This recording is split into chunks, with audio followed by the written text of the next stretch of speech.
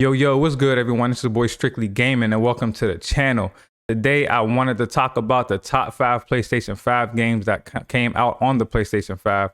We are creeping up on a 2-year cycle, so I believe it's a good time to kind of revisit the games and see which ones I personally have in my top 5.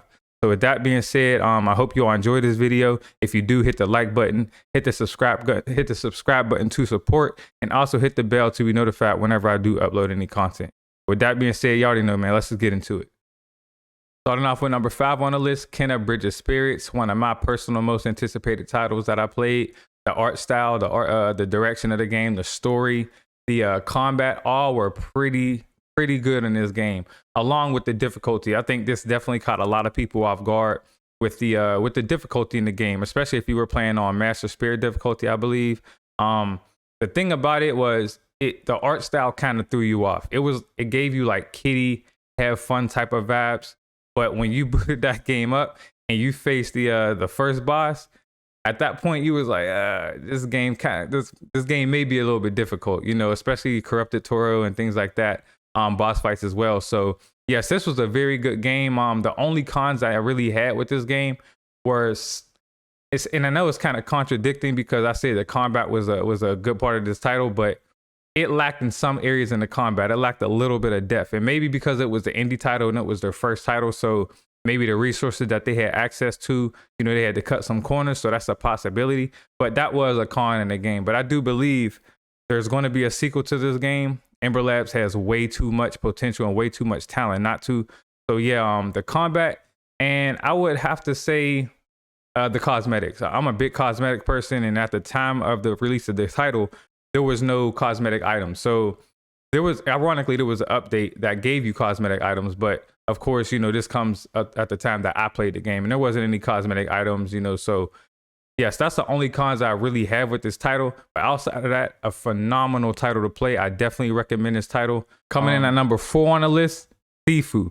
And it hurts me not to put this higher up on the list, but this list is phenomenal. So Sifu, man, Sifu was incredible. I'm just going to say it like that. Sifu was incredible. There honestly isn't many cons in regards to Sifu. The combat was satisfying.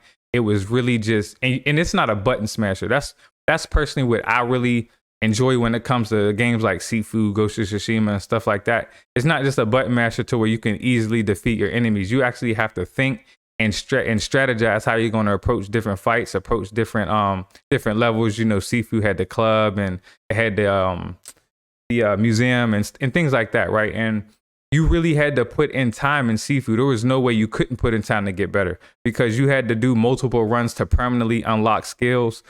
They did have some cosmetics come after the game, and it took practice. You had to go to the dojo and really practice dodging. And in different move sets and things like that, and different combos to really help you in these engagements in the game. So shout out to Sifu, man. Again, another indie developer that PlayStation did give an opportunity to.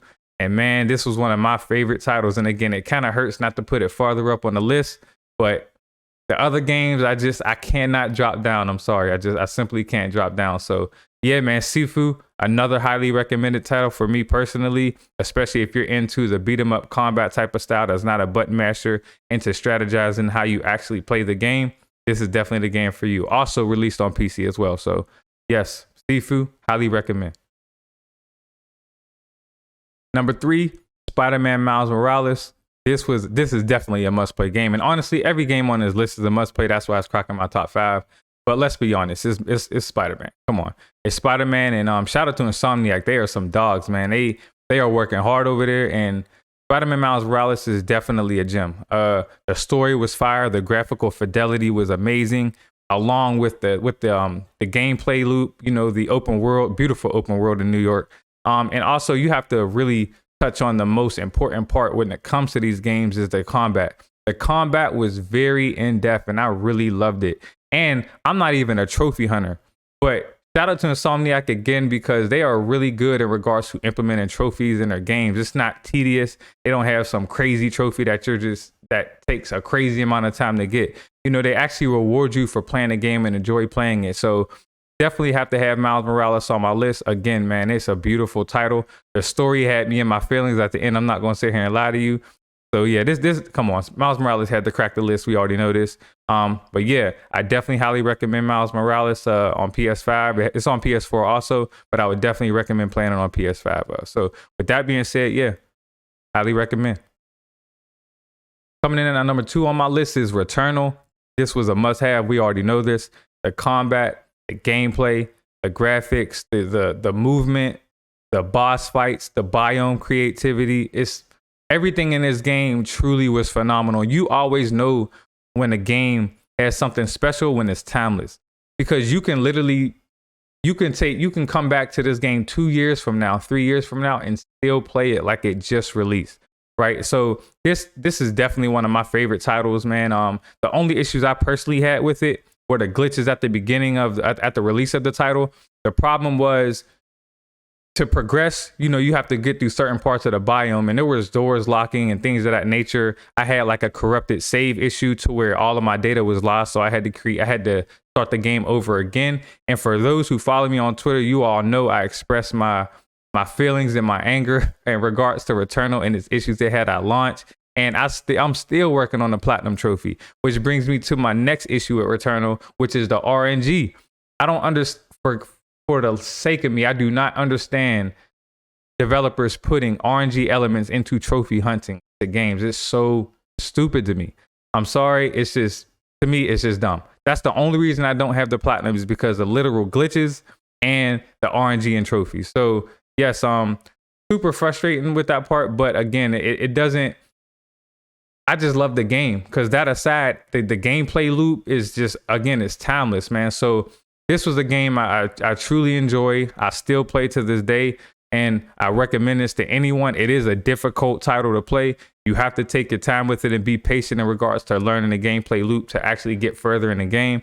So don't go into Returnal thinking that you're just gonna be good at it, because that's not gonna happen. I'm just telling y'all right now. So yeah, man, with that being said, Returnal definitely had to crack my list at number 2. With that being said, it's time to get to number 1. Coming in at number 1, y'all know the vibes, man. Horizon Forbidden West. Come on. Horizon Forbidden West, definitely out of all titles, was probably the most fun I've had. And it's kind of neck and neck with Returnal, but Horizon Forbidden West, number 1, Guerrilla did they do not miss when it comes to visuals. This is a beautiful, beautiful game, especially when you think about the open world element and how many resources that is used to create that open world element. And to develop a game to be this gorgeous with that in mind is truly mind-boggling. And it was a cross-gen title, so we know to some extent it is held back from last generation. The combat, very in-depth. They definitely improved on Horizon Zero Dawn with the skill tree, different type of play styles and things of that nature, different machines. This game was just truly something special, man. And obviously the story, I felt like with Horizon Zero Dawn, as good as a game it did lack in some areas in regards to collectibles, story. It took too long to get to the story, but Horizon Forbidden West, they definitely improved upon that. And Aloy had a little bit of attitude to her. She had more of that, spiciness to her. And I really enjoyed that, because in Horizon Zero Dawn, she definitely lacked that. She was a little bit on the boring side, in my opinion. I get people thinking that because I kind of thought the same, but you could see the potential.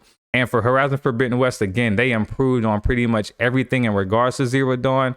Again, visuals, combat, gameplay, the open world, combat styles and things of that nature, the skill tree. There was so many things to enjoy about this game, and it took a while to beat as well. I want to say this game definitely took around 20-25 hours to beat, but the platinum, I'm not sure how many hours you need to put in the platinum, but I personally have 100 plus into Horizon Forbidden West, and I'm definitely going to hop back into it soon, because I'm pretty sure we're going to be getting DLC at some point next year. So yeah, man, with that being said, that is my number 1 title to play on PlayStation 5, and that's my top 5 in general. So I hope you all did enjoy this video. Again, please hit the like button and hit the sub button if you want to support the channel, see any more content from me in the future, and also hit the bell, man, for to be notified whenever I do upload any content. But with that being said, man, I appreciate you. I appreciate the support.